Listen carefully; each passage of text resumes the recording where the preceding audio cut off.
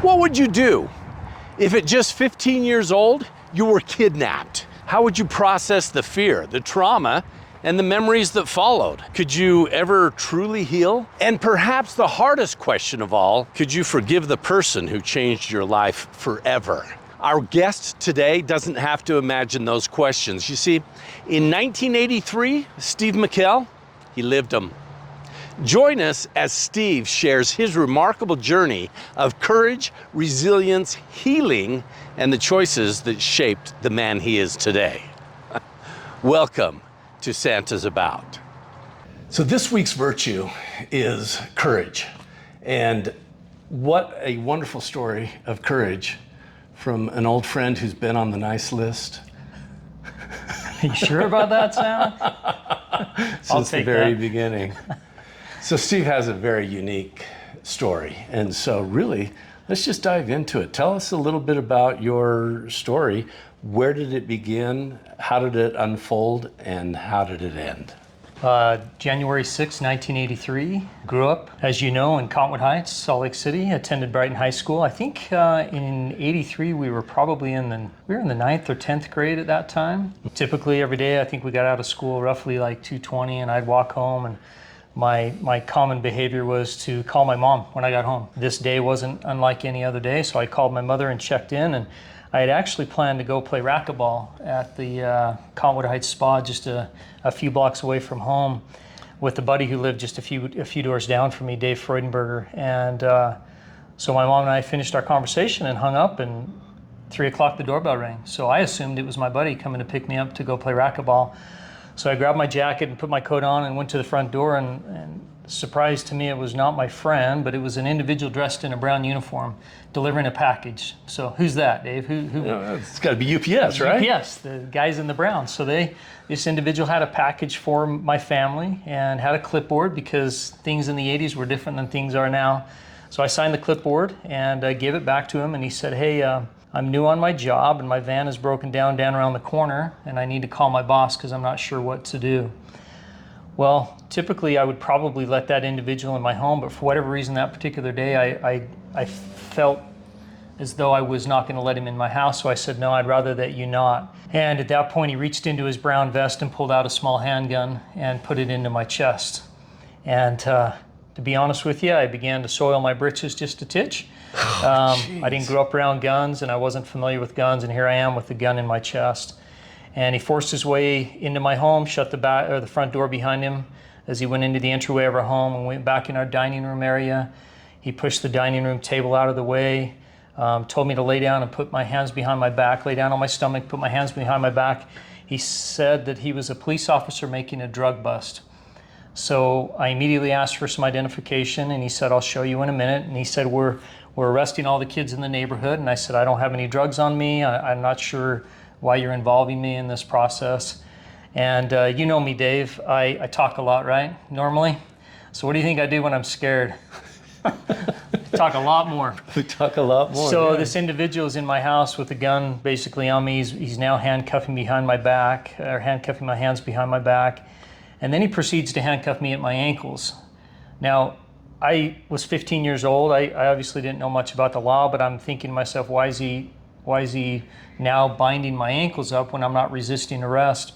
So I asked for identification, and he said, me and my buddies are professional thieves, and we're just after money. So I asked, what I could show him in my home. I offered him my wallet, which probably had a couple of bucks left in it from lunch. Right. He declined, and he continued to talk about other people being involved with him. My buddies are coming, or hey, me and my buddies are professional thieves. Well, now I'm handcuffed behind the back. I'm handcuffed at the ankles. He then takes a rope, ties it to the handcuffs on my ankles, behind my back and around my neck. So if I were to jerk my legs, it would then cause restraint on my throat. A few times I remember very, very clearly, he put the gun to my chin and told me if I didn't shut up, he would kill me. But I continued to speak to him, continued to talk, continued to ask questions, right, because I was scared to death and didn't know how to respond. So my response was to continue to speak to him. Well, eventually he told me to keep my eyes closed, and he had me now roll over on my back. So now I'm facing the ceiling, if you will. And he proceeds to take a bandana, and he doesn't just gag me with the bandana, he literally stuffs this full bandana in my mouth. Tells me to breathe calmly through my nose. It's a good thing I didn't have a horrible gag reflex, which I do now, but if I did then, I would be in really bad trouble. He then takes duct tape and wraps the duct tape around my head 2 or 3 times to secure that bandana in my mouth, and again tells me to breathe through my nose. He then had a backpack on, takes his backpack off, and pulls out an old Polaroid camera. Do you remember the cameras? Yeah. Which I think they've made a comeback. Right. Where you take a picture, right, and then it develops almost immediately, within a minute or two. So, yeah.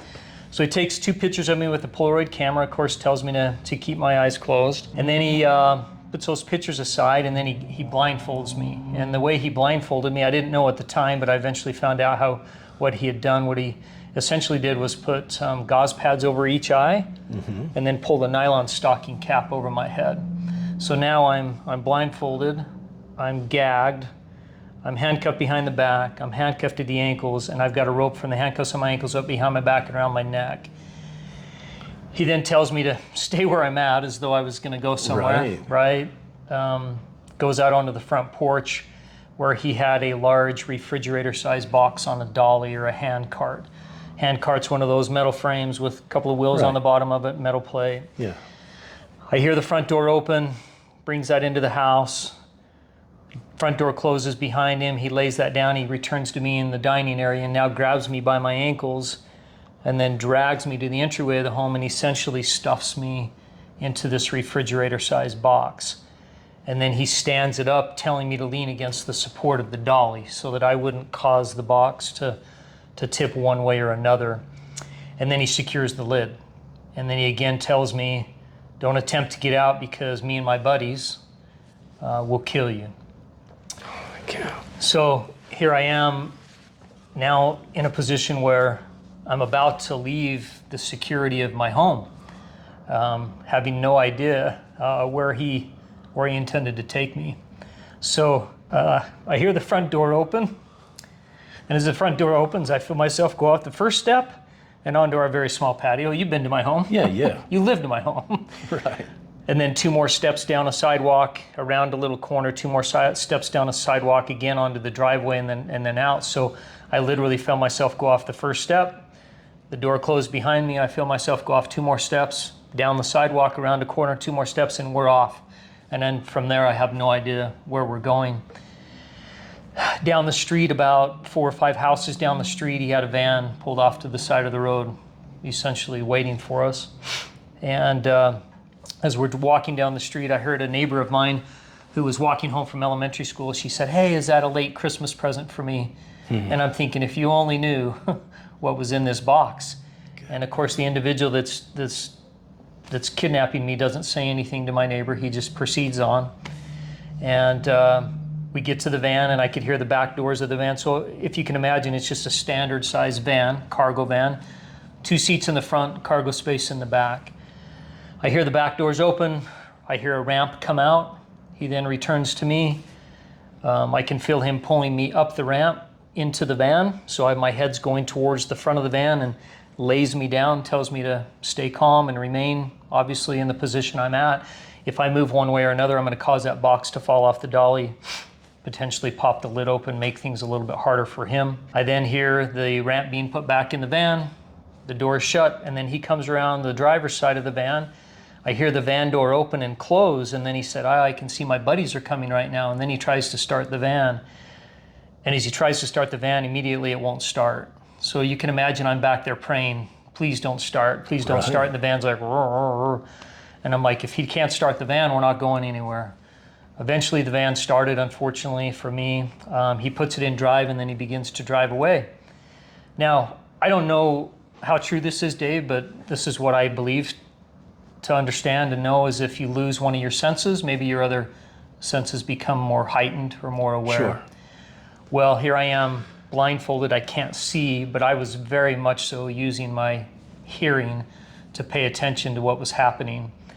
And I never heard another individual get in that vehicle. So I never heard another van. He could have simply fooled me if he would have opened and closed a door as though somebody joined him. Nobody did. He didn't do that, and nobody joined him. So now as we're driving down the road, he says in one voice, hey, ask the kid if he's okay. And then in a second voice, he's like, hey, kid, are you okay? And I'm thinking, there's no way nobody's with him. He's working alone, but he wanted me to believe Right. somebody else was with him. So with a bandana stuffed in my mouth and a duct tape wrapped around my head, what am I going to tell him? No, I'm not good. So I just said, yeah, I'm good. I really didn't know what else I was going to say to him. And at one point in time, we went around a corner and the box actually fell off of the dolly and the lid popped open. One thing I didn't share with you is when at the house he blindfolded me, he asked me if I could see. Sure. I could see, but barely, out of the corner of each eyes. So both eyes I could see out the corner.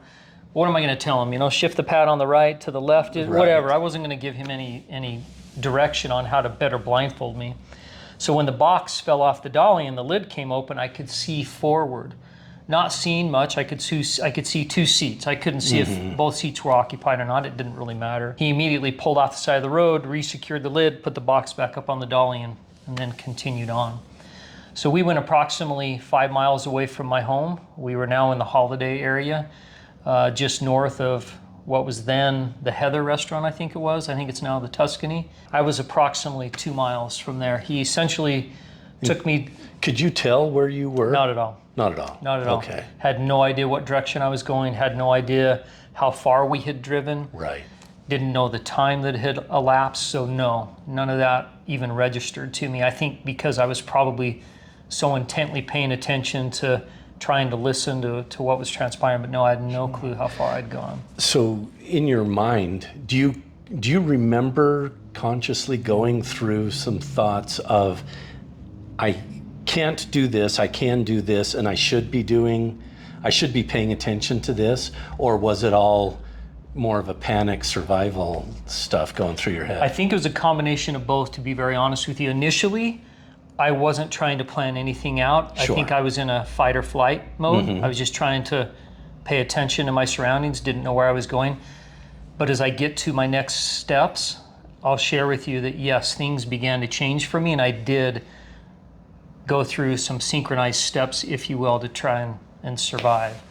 So initially, no, but as things moved on and as I became a little bit more calm, yes, I did change my mindset just a little bit. So we back into a driveway. I didn't know at the time this house was vacant. We back into a driveway. He turns the van off. He comes to the back of the van. Again, I hear the doors open, the ramp come out. He wheels me out of the van. Now this is January. No snow on the ground though, kind of much like the winter we had this year. So no snow for him to have to deal with. I had to grab my jacket, thankfully, when the doorbell rang. Thought it was my friend, so I put my coat on, so at least I had my jacket on. We go into the backyard, and about 75 yards away from the van in the backyard, he wheels me, lays the box down now, assists me in getting out of the box, and he takes me into what I'll refer to as the chicken coop. I didn't know that's what it was at the time. In fact, I felt dirt under my feet, so I wondered if he was taking me into a cellar. I didn't really know. Right. All I know is he was helping me walk, and if you think about a handcuff, the chain is only 2 or 3 inches long, right? So I'm taking shuffled steps. I could have hopped, but I thought hopping might cause some restraint on my neck, so I simply shuffled my feet. I heard the door open of this chicken coop, and if you can imagine, the chicken coop is maybe about a 12 by 12 building. We come in on the northwest side of the chicken coop, in through a door, and as we go into the chicken coop, about 6 feet in front of me, there's a concrete slab that's about 3 feet wide. It's the length of the chicken coop, so about 12 feet, and it's about 18 inches thick or deep, if you will. And he assisted me up onto that piece of concrete because on the other side of the concrete was a hole in the ground. And the hole in the ground was, again, the length of the building, which was 10, 12 feet. It was about 3 feet wide, and again, it's as thick, if you will, as the concrete. So it's surrounded on all 4 sides, concrete, wall, and wall. And it has a wooden frame around it. He assists me into this hole in the ground, lays me down in this hole in the ground. There's a 2x4, basically there's 2x4s all around the hole, but now there's a 2x4 crossing my face, a 2x4 crossing my upper chest, and a 2x4 crossing my ankles. After he gets me laid in, he then takes what I thought at the time was a piece of rope, ties it around my ankles and then around one of the posts down by my feet to secure me to the wooden frame. And then he lays a piece of plywood on top of that wooden frame. And he then begins to nail into the 2x4 across my face, the 2x4 across my upper chest, and the 2x4 across my ankles. So if you were to walk into this chicken coop, you would literally see a hole in the ground per se, but with just a piece of wood over the top of it. You wouldn't actually be able to see me. And that's how he secured me in this chicken coop, was by putting me, but essentially buried me alive. And then he says to me, if you attempt to get out, my buddy's here, again, referring to somebody that's with him, my buddy here will kill you. So obviously I remained in place. I heard the chicken coop door open and close. I then, a few minutes later or a minute later, hear the van struggle to start. I hear the van start, it peels out, and it's gone. So this is where your question earlier might come into play, because now I have some options, right? I have some choices to make. I can A, lay there and allow him to complete whatever task he had chosen to do with me that day, right? Or I can fight for my life. Right. Because I figured, to be frankly honest with you, I wasn't going to survive that day anyway. So I thought, if I'm going to go down, I'm going to go down trying. I'm going to go down swinging. I'm going to make my best attempt to escape from the situation that I'm in. So the first thing he did was, when he put those nails into the 2x4 across my face, those nails actually stopped right prior to going into my cheekbones. It was kind of interesting. There was one nail right below each eye. Had he shifted one direction or another, one of those nails would have gone directly into my nose.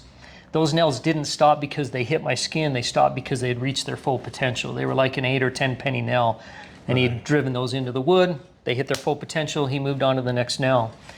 Those actually became an advantage or a blessing for me, and that's how I was able to remove the blindfold. So what I first did was, I got the blindfold caught on those nails, and I slid my head forward. And if you can imagine, the gauze pads fell off my eyes, and I still had the stocking cap on. So the stocking cap's above my eyebrows. Now the blindfold's gone.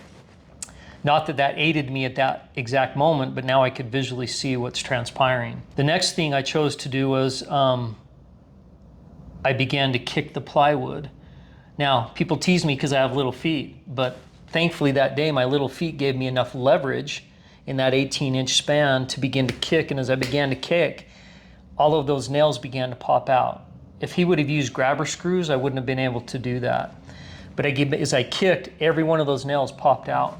So now the plywood is on top of me, but no longer secured to the 2x4s across my body. Then I realized that my feet were tied to the wooden frame. So I just thought, I can just jerk a few times and that rope will break. Well, it wasn't rope, it was baling wire. Oh man. Baling wire, I wasn't going to be able to snap that. The next plan that came into my mind was to lift up. So there was that 2x4 I mentioned before that went across my ankles. As I lifted up, that literally the whole frame came off the ground down by my feet, and that baling wire fell off the post that it was around. Does that make sense? Yeah. So instead of having to break it, it literally just fell off because the post was off the ground high enough and my feet were far enough away. When it fell away from that post. So now the baling wire is still around my ankles, but I'm no longer secured. And I always get asked about the rope around my neck. Yeah. I don't know if he misjudged my height, if it was a scare tactic, but to be honest with you, every time I kicked or moved, I never felt a restraint around my neck because of that rope. The thing that hurt me the most, honestly, was the handcuffs. He didn't lock the handcuffs. Those handcuffs can be locked, right? And they'll stay in place in whatever position they're in. He didn't do that. So if you can imagine, every time I'm moving, those handcuffs were clenching as tight as they could go. Literally, I probably had an 1/8 of an inch gouge in my wrist, and I was actually beginning to lose a little bit of sensation in my hands because those handcuffs were so tight. But it didn't bother me enough to stop me from doing what I was doing. Sure. So after I got everything free from this wooden frame, I literally slid my head underneath the 2x4 across my face and upper chest, and I sat up. So now I'm sitting up and that plywood's leaning against me. I immediately rolled out onto that concrete slab, and I tried to stand up, but I couldn't because my hands behind my back and my feet. So I literally slid on my backside over to the wall, and I was able to get a hold of something to leverage myself to be able to stand up. So as I stood up, I now realized in this chicken coop that there's 2 doors, one to my left, which is the door he brought me in, and one to my right. I didn't know which door he had brought me in. Those were just the two positions of the doors. So I jumped off the concrete slab, hopped over, banged into the door on my left, and it would not open up. So I hopped across the chicken coop, jumped into the door on my right, and it immediately flung open. And as it flung open, I looked and I could see a horse corral. I could see a rock path that went up into these trees. And I knew he hadn't brought me from that direction, because it would have been a pretty rough ride. It would have been difficult for him to navigate me through that area. So my thought was, I'm going that way. Because if he's going to return, he's going to come the direction that he originally brought me. And I want to be ahead of him if that's even possible. Because again, I had no idea where he was. I didn't know where he was going to return. And I didn't even know where I was going. I just knew I'm out in the open, and I'm hopeful that I can find somebody that can assist me. Sure. I followed this rock path. It made a turn up these real jagged rock steps. In fact, I fell down a couple of times on those steps because they were they were made of rocks, very uneven, but my adrenaline was pumping at that point in time. I popped right back up, hopped up these steps, and I got on the top of this grassy knoll. And I could see where I was, and I knew exactly where I was. I knew I was on Holiday Boulevard, and I knew that to the south of me was the Carmelite Monastery. Do you remember that place? Yeah. It's where the nuns live, right? The nuns work for God, and in my mind, I thought, if I can get to the nun's door, I don't know. I literally was thinking, I don't know how I'm going to knock on the door, but I'm going to get there. I'm going to jump into the door, and these nuns are going to save me. Right. The problem with that plan was, off this grassy knoll was a barbed wire fence. And I knew that there was no way that I would be able to finagle my way over a barbed wire fence in the position I was, not having the ability to use my hands. So I had to find an alternate route. And the only route I had was, this yard was encased all the way around, or fenced all the way around. I had no option but to go through the front entrance of this home by which I had been brought into, not knowing when he'd return, said kidnapper was going to return, or what he was doing, or if somebody really was watching me. So, you talk about courage. I had to really muster up the courage to hop through the backyard of this house and find my way to the main entrance. But at that point, I was already far enough in that there was nothing going to stop me, right? I had no choice but to continue forging forward and pray and hope that I would make it out. And that's exactly what I did. So I got the courage, and I found my way out to Holiday Boulevard. And I was on the west side of Holiday Boulevard. Holiday Boulevard runs north and south. And I'm on the west side, and on the east side of Holiday Boulevard happened to be a young man, Native American young man, jogging northbound on the east side. Now, Dave, let's just stop for a minute and think what I look like, okay? I got a nylon stocking cap on. I got duct tape wrapped around my mouth area 2 or 3 times. I've got a rope around my neck. I've got my coat on, but it's now slipped off my shoulders. The only reason it's remaining on is because I'm handcuffed, and I'm handcuffed at the ankles. And there's traffic going by, nobody's stopping cars, and I'm trying to hide when cars are coming by, because you don't know which car's him. So I hide a few times, and I'm like, this is my window. I have to, and it's a busy road because 215 didn't exist at the time. Right. So people that lived on the East Bench a lot of times use that as a thoroughfare. It's probably 4:30 in the afternoon now, maybe 5 o'clock. It's getting dusk and a lot of traffic. Break in traffic. I hop across the street and I literally jump in front of this kid. And he stops immediately. Now I'm concerned because not only is my life in jeopardy, but what have I done to this young man? Sure. I've put him in the same position that I'm now in. So he takes the stocking cap off my head, takes the duct tape from around my mouth, pulls the bandana out of my mouth. And I said, nothing more than, I've been kidnapped, I've just escaped, I need to get to a phone. Well, this young man was a student at Skyline High School, and he was a wrestler. Yeah. And he was jogging that night to lose weight for his weigh-in. So a strong kid. I probably, Dave, you could probably attest to this, I probably weighed 110 pounds. I was pretty small, not very heavy. But this young man literally picked me up like a sack of potatoes, threw me over his shoulder, and just took off running to a nearby house where fortunately a lady happened to be backing out of her driveway. He immediately stopped her and suggested that I needed to use their phone because I had been kidnapped. Yeah. So of course she obliged and let me in her home. That's kind of a funny story in itself. She had, I believe, 6 kids, maybe more, felt like a lot, which was great because it became a distraction for me. And She brought me in the house, and the first instinct I had was to call my dad. I didn't want to call 911. I wanted to call my dad because I figured it probably had something to do with his employment. Right. So, do you remember the rotary dial phones? Oh yeah. That's what it was. Felt like it took an eternity to dial my dad's number. And these days we have cell phones. I don't know if I would have known my dad's work phone number because I just, you would just pull somebody up in your contacts and hit dial. I knew his phone number. One of the family members of that house that I ended up at dialed the phone for me. Of course, my hands are behind my back, and in the meantime, these kids are, when I say kids, they're my age and younger. They're trying to get the handcuffs off of me. They're trying to assist. They're offering me cake and ice cream. I mean, these kids are a huge distraction. Sure. So I make a phone call. I'm talking, it's my dad. I tell my dad, I said, Dad, I've been kidnapped, but I've escaped. And my dad said, son, I want you to immediately hang up and call the authorities. So we did. We didn't talk much other than that. We hung the phone up. One of the other kids dialed 911. I told the authorities that I had been kidnapped, but I've escaped. I said, I don't know exactly where I'm at, but somebody here at this house can share with you where we are. Yeah. And so we called the authorities. And that's kind of where my story, if you will, stalls for just a minute, because this is where things start to pick up for my father, because obviously the kidnapper takes time to secure me, right? Now he's going to go and put my dad on a rat race, and he's going to put my dad through the ringer to try and make a money drop. My dad had received a phone call from the kidnapper prior to me calling him, telling him to get $125,000 ready and that he would call him back with further instructions.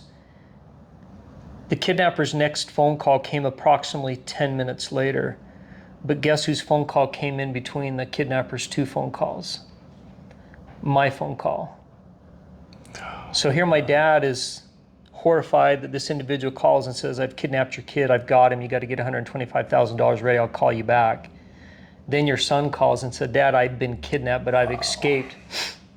Then the kidnapper calls my dad back and says, do you have the money ready? And my dad says, yes, I do. I would ask you, is that coincidence? Or is that God watching out for not only me, but watching out for my dad?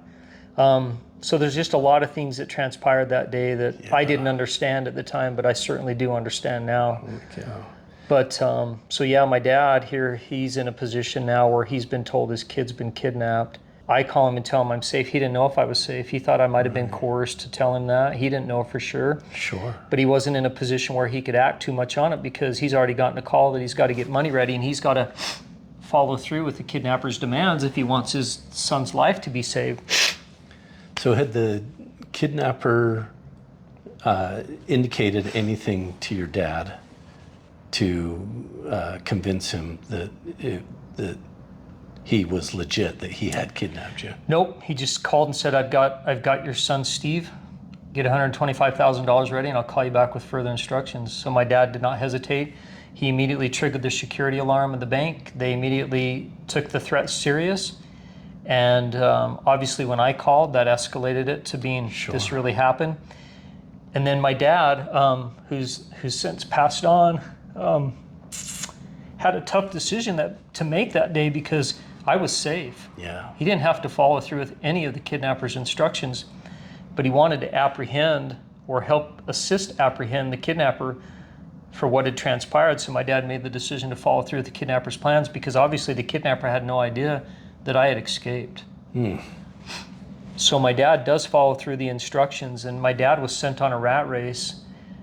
He was sent to 3 different phone booths throughout the Salt Lake Valley, and in the first phone booth, in the ceiling of the phone booth, and do you guys know what phone booths are? Right. Yeah, for those that don't know. Those that don't know, look it up. In the ceiling of the phone booth, my dad gets there. He's got an FBI agent with him laying on the floor of the car trying to radio ahead where they're making the money drop because they're going to try and apprehend him there. So my dad sees the envelope, pulls it down, sees the Polaroid pictures that the individual had taken of me back at the house, and it makes it even more real for my father. Of course. The phone rings. He's instructed to go to a phone booth approximately 3300 South and 9th East roughly. Gets to that phone booth. He's then instructed after that phone booth to go to a third and final phone booth where my dad's now instructed to make a money drop. So initially my dad, the bank would have had to pay the ransom. Sure. But since I had escaped, they decided to fill the bag full of paper and 5 $20 bills. So the guy asked for $125,000 and he's got a bag full of $100. So my dad makes the decision to follow through with the plans and try to help assist in apprehending the suspect. But my poor dad, when he made the money drop, he didn't have a lot of time to tell the FBI, even with them in the vehicle with him, because he had to park his vehicle at a certain point and then walk about 200 to 250 yards away from the car, which is a long way. Yeah. And again, it's dusk type, it's kind of getting dark. He doesn't know this area. It's a dirt road, which is now, believe it or not, I-215 on the East Bench.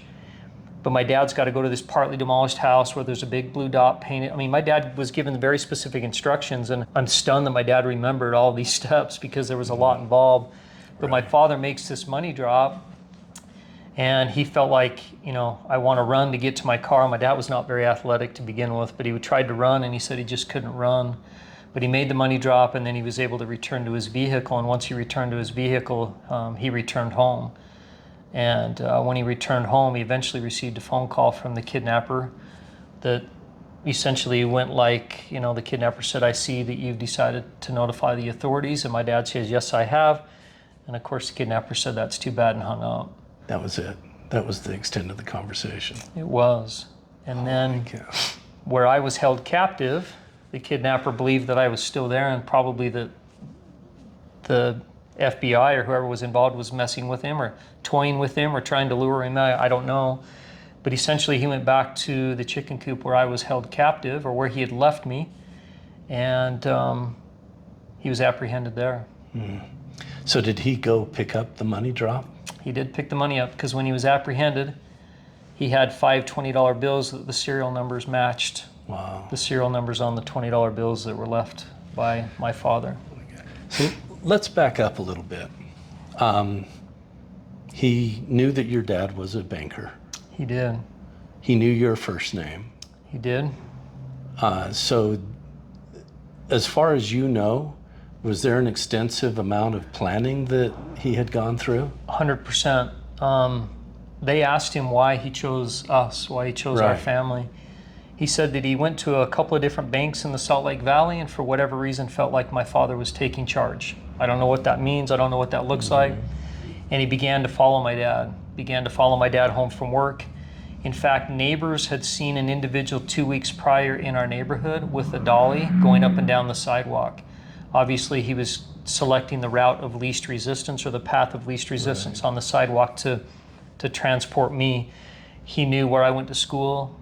He knew that nobody else. I have an older sister, had an older sister. Unfortunately, she's passed away as well.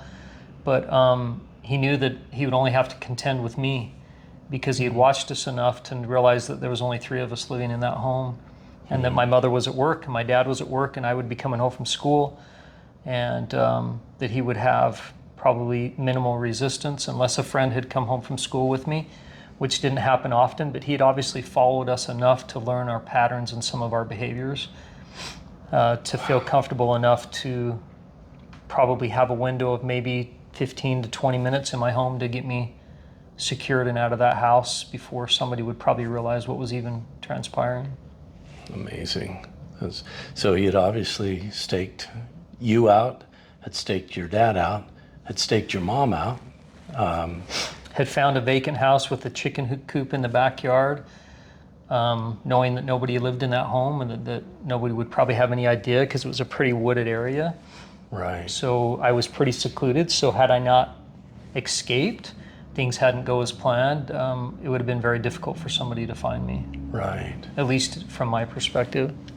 So did he give any indication after this all went down for his reasons to return? Because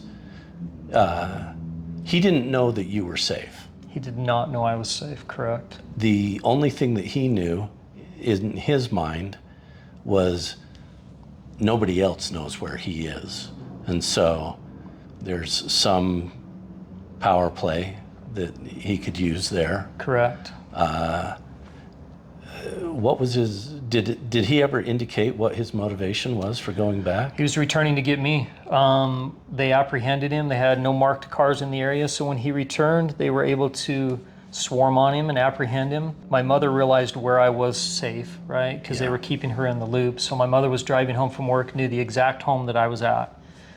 Thankfully stopped by. They eventually allowed my mother and I to return home. FBI followed us home, escorted us home. They wanted us to be back with my dad. So I got home.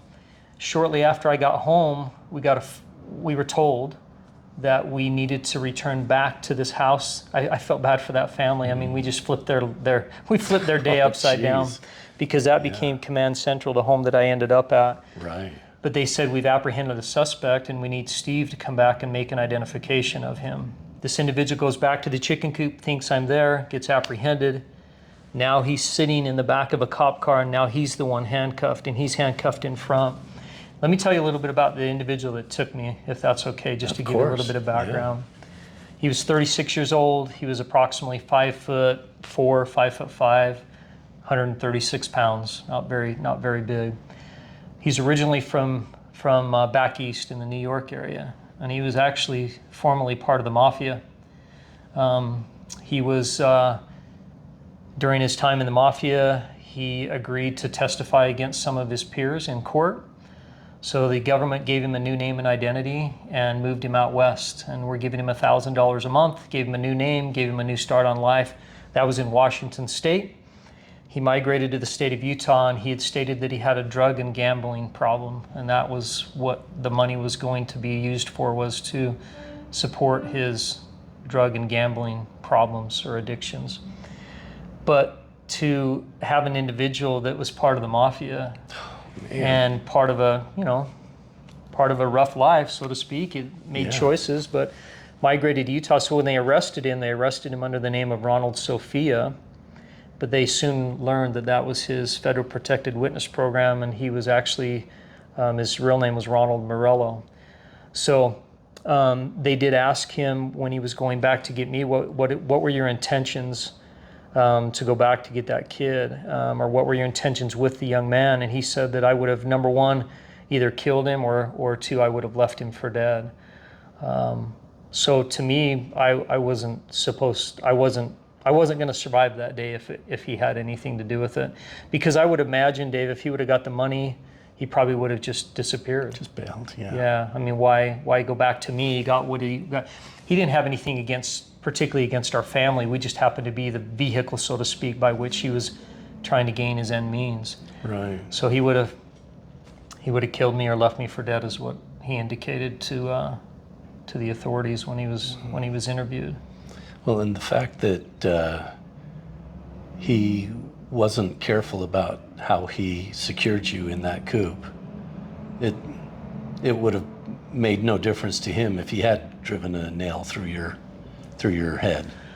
Not at all. He could have easily stood on top of the plywood and put bullets in me. I will tell you, when he was in the back of that police car, the individual that took me from my home had a 3 or 4 day growth of a beard, had a very thick mustache, had a full head of hair. The individual that's now sitting in the back of the police car, handcuffed, his freshly shaven beard, same mustache, and almost bald, and the hair that he did have was wet. So I picked up on that immediately, that he's changed his appearance by removing the toupee, showering, freshly shaven, like literally freshly shaven within the last 30 minutes prior to him being apprehended. So he was trying to change some of his appearances in case he did happen to run into me. Right. So I told the police, it was interesting, Dave. I was petrified, if I'm honest with you. I'm like, where's the mirrored glass, and where's the 5 different suspects? Right. I'm literally standing in front of this home that I ended up at. He's in the back seat behind the driver's side. I'm on the passenger side. The window's down. So from you to I, maybe a little bit further, is this man who had just done everything to me. And they said, can you identify him? And I said, I think that's your guy, but I need to hear him speak because of his very thick, distinctive New York accent. I told my mother, I said, he sounds like our friend Fred, because we had a friend from back east that sounded just like that. Right. And he said, well, I hope you're not accusing me of anything, because I've done nothing wrong. And immediately, I don't remember this, but my mother does. I remember pointing at him and I said, "That's your man." And I said, "That's your man." And my mother said, she said that I literally just collapsed to the road. I mean, I fell to the road because I think what had happened was, Dave, is everything, my adrenaline was pumping right. And then I got safe and secured, and I had all those young people around me offering me cake and ice cream and wanting to feed me. And then when I get home, the home's buzzing, neighbors are coming over, news stations are there trying to get interviews. So everything was just really, it was continuously moving. And I think once I finally got in front of this individual and everything really just kind of came to a head, so to speak, and I realized what really had transpired, and took a minute to think about it. And to think that this guy tried to take me, he didn't try, he successfully took me out of my home, he secured me. First of all, I'm sure he was like, what in the world, how did this happen? How am I now in a police car handcuffed and you're standing outside of the window free? It was a sobering moment for me when everything just kind of came to the head. And I think I was relieved, I think I was petrified. I thought, I'm thankful my parents are okay. How am I going to move forward with this? There was just a lot of things that piled up on me at that moment. And I don't remember collapsing, but my mother said I just collapsed to the ground. How has the process been of being able to process that whole ordeal? I mean, that's trauma. Yeah, absolutely, it was trauma. It's interesting. I look at life as being, I look at the cup as being half full as opposed to half empty. Sure. I feel like I have a pretty positive outlook on life, at least I try to. That incident absolutely changed my life forever.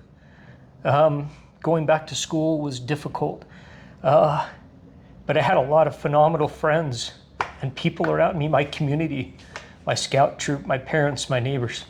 A lot of good people around me really buoyed me up. But I think the best thing that transpired for me was having somebody ask me to share my story. Do you remember Mr. Hayward? Yeah. English teacher. English teacher, yeah. He called me Smiley because I was always smiling. Right. He pulled me aside. That happened on a Thursday, Dave. I was in school Monday. I'm like, why didn't the bank send us to Disneyland for 7 days or whatever? I was back in school Monday. Oh my gosh. Mr. Hayward pulled me aside and he said, he goes, "Hey, listen, I don't want to even tell you I have any idea what transpired with you." And he said, "I'm sure your classmates would probably love to hear your story, but," he said, "that's your decision. Right. If you choose to share, we'll have you share. If you choose not to, we respect that." And I said, I think I can do my best to share. So he said, "Okay, on Thursday, we'll have you share on Thursday." He brought a cake, and the cake said, "Most of us are glad you survived." I don't know who wasn't, but anyway, but I think what transpired was I had a really good support system. I had people that were there for me. I had people that allowed me to share. I've never had any nightmares. I've never had any, I think literally being able to verbalize and share, because people are interested, right? I mean, It's not every day you meet somebody that's been through a kidnapping and survived. Right. So I think being able to verbalize it really helped me heal, helped me overcome the trauma. I thought, why do people want to hear this story? That, I think that's just a natural. Why do people care? Yeah. Why do people want to hear my story? But I'm very thankful. I still probably, that happened in '83, and here we are in 2026, 43 years later. I still have the opportunity to quite frequently share my story, and I'm just astounded that people are still as enthralled as they are. Again, it's not me, it's the story. Right. And there's a lot of bad things that transpired that day, but there's so many good things that came out of that day as well. And I'm thankful that I've been able to recognize not just the bad, but recognize the good and allow the good to overcome the bad. Right. Do you want to know what happened to the guy? Absolutely. Is that an important part of the story? Absolutely. So we went to court. I was prepared to testify, scared to death because we're in a federal court, because it's a federal offense. Sure. We're downtown Salt Lake. I'm scared to death. I see the individual. Heart started to race, and I fully expected to testify, but thankfully he pleaded guilty to the kidnapping charge, and they dropped a few other charges they had on him. And thankfully I didn't have to testify. He got a 20-year sentence, which was the maximum back then. Now it's punishable by life. But so he served his time. He was also found guilty of another crime that he had committed because somebody recognized him on TV, and he had robbed O.C. Tanner's, actually, the jeweler. Yeah. He served on my time about 13 and a half years in a federal penitentiary. After that time was complete, they moved him back to Utah to serve the time he had been found guilty for robbing O.C. Tanner's. He served about 13 years of a 20-year sentence there. And then he was released. And then when he was released, he was actually picked up by the state of New York because the crimes that he'd previously been forgiven of because of the Federal Protected Witness Program, those crimes fell back upon him because he lost his new identity and became who he really was. And so he was picked up by the state of New York. I was worried, if I'm being honest, because my parents lived in the same home. Yeah. I'm now married with children of my own. These days you can easily locate somebody if you choose to, so I was really worried, not about myself, but about my family. So I was thankful that he was picked up and taken back to the state of New York to serve time for crimes. My mother, bless her heart, January 6th every year, she used to call the state because it's public information as to what's going on. So the year she found out he was up for parole, my parents were pretty petrified. Thankfully, from a mutual friend of ours that was a parole officer at the time, did a little digging for me and found out that he was not going to be paroled here in the state, that he would be taken back to the state of New York. So we didn't have to really worry about it. That's amazing. Have you come to terms with him? What's your feeling about this guy who perpetrated that horrible thing on you? I appreciate that question because I got the same question from my mother when I was serving an LDS mission. Yeah. My mother wrote me and she's like, have you forgiven this guy yet? And I thought, no better place, in my opinion, to forgive somebody for something they had done, because if I didn't forgive Dave, I think I would be carrying a weight that I don't desire to carry. I think it's important that when people cause harm to us or when people do things to us that we don't desire to have done to us, that if we don't allow ourselves to forgive and move on, that we too carry that weight. Don't kid yourself in the sense that I don't think about being kidnapped every day, because I can tell you, sorry, I literally think about it every day in some way, shape, or form. When I had kids, I worried about my children. I have grandbabies now, I worry about them. I see things, I hear things, and it reminds me of that day, but in a grateful way. I have a lot of gratitude, believe it or not, for what transpired. I'm not grateful it happened to me, but I'm grateful it happened the way that it did. Right. So had I not forgiven that individual, I think I would have carried a weight that I didn't desire to carry. So I think that's a very important component of when things happen to us, or when we do things to other people, that we need to be forgiven or we need to forgive. And I just think for me, because of my upbringing and because of the things that I learned and the people that were around me, I had the ability to forgive that individual for things that he had done to me. The stories of forgiveness, we often think that if we forgive somebody a trespass that they have committed, that it's relieving them of something, when that forgiveness is really relieving ourselves. I agree with that. Of something. Yeah, I do agree with that, 100%. Now, I haven't seen him since we went to court. And I don't know if I'd go face to face with him if I was ever given the opportunity. I don't know if he's still alive. Sure. Well, you're an old man now, so he's got to be. He was 36 at the time, and that's 43 years ago. So you can do the math because you're better at that than me. Okay. 79. See. Maybe it is. Check us. I don't know. Sounds good. Right. But anyway, yeah, it was a crazy day that changed my life forever. I received a Medal of Merit for bravery for the Boy Scouts of America. I don't think I was deserving of that. Somebody felt otherwise. I'm grateful that I pursued that because, I know Boy Scouts have changed, but when they were when I was younger, it was very important to me. So to have Yeah. received that Medal of Merit, I was a write-up in Boy's Life about Yeah. it.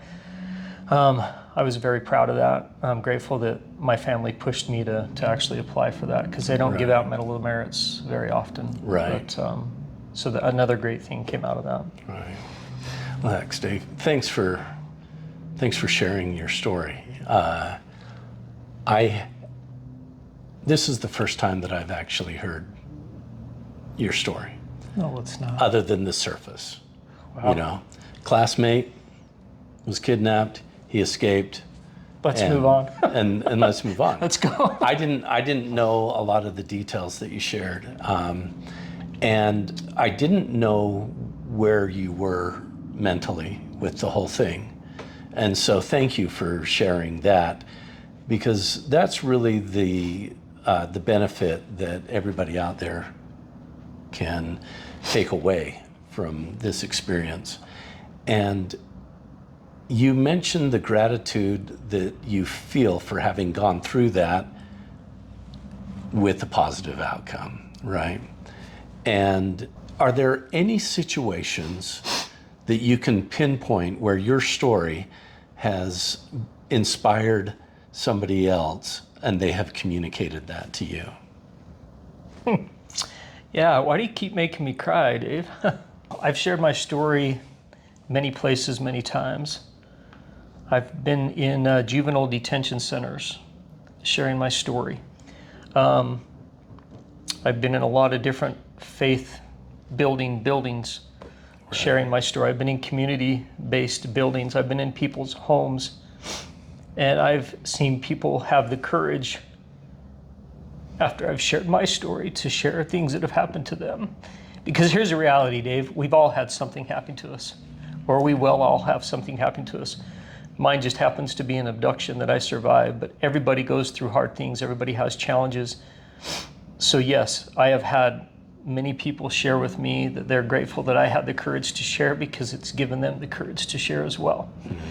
They've shared it with me. They've shared it with their parents. You know, it doesn't really matter. But I think it's important, because sometimes I think we all carry something that we don't need to carry always. Right. And to have the ability to just verbalize and share sometimes really lifts a weight and can help people get through challenges. Yeah. I've had teenage kids share things that have happened to them that shouldn't have happened to them, but they got the courage to share. So thankfully for me, many times I've had somebody step forward, ask to speak to me after, and share what's transpired. And then of course, we follow the necessary lines to involve those that need to be involved if that's the case. But yes. Right. That's great. And let that be a takeaway for anybody out there who has experienced some things. To be able to vocalize it is cathartic, for one thing, and you never know who's listening, that your courage of sharing your story, and also the inspiration that of how you've overcome, can be a positive for a number of people out there. You're a good man, Steve. Thanks for sharing. You're a better man, brother. Thanks for sharing Yeah, that. absolutely. So, and thank you for tuning in here. And hey, stay on the nice list, huh?